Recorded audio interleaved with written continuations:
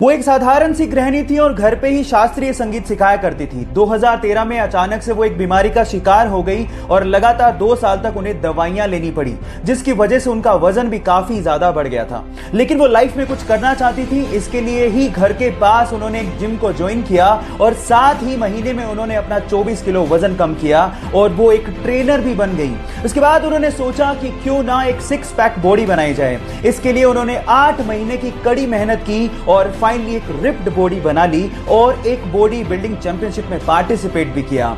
Guys, इस उम्र में ऐसा करना वाकई में बहुत बड़ी बात है। गाइस, मैं बात कर रहा हूं किरण देम्बला की, जो आज बहुत सारी महिलाओं के लिए इंस्पिरेशन से कम नहीं है। एक पेंगुइन प्रदूषित पानी में फंसकर तेल से पूरी तरह से भीग चुका था और भूख से तड़प रहा था।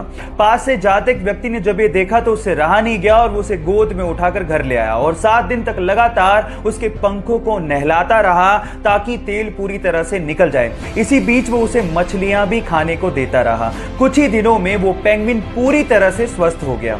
फाइनली वो उसे समंदर में छोड़ने गया। लेकिन वो कहते हैं ना कि इंसान एक बार अपने ऊपर किए गए एहसान को भूल जाए, लेकिन ये पशु पक्षी कभी नहीं भूलते। वो 8000 मील हर साल तैरकर उस व्यक्ति से मिलने आता है और कुछ ही महीनों में वापस लौट जाता है। गाइस, देखभाल और प्यार का कर्ज चुकाना और उसे निभाना किसे कहते हैं, आप इन बेजुबान जानवरों से सीख सकते हैं। कोई फिल्मी बैकग्राउंड ना होने के बाद भी आज भी अपनी मेहनत के दम पर बॉलीवुड में टॉप एक्टर्स में शुमार है।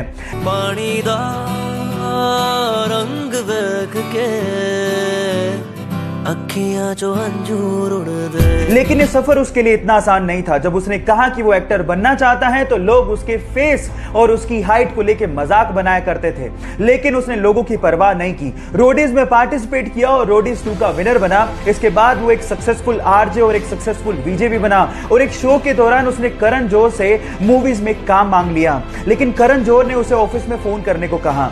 3 दिन लगातार फोन करने के बाद वहां से रिप्लाई आया कि हम लोग यहां सिर्फ स्टार्स के साथ काम करते हैं, आप प्लीज बार बार फोन ना करें। लेकिन उसने हार नहीं मानी और उसके बाद क्रिटिकली और सोशली एक्लेम्ड मूवीज में अपनी धाक जमा के उसने यह साबित कर दिया कि बॉलीवुड में सुपरस्टार बनने के लिए मेहनत और अपने आप पे विश्वास होना जरूरी है।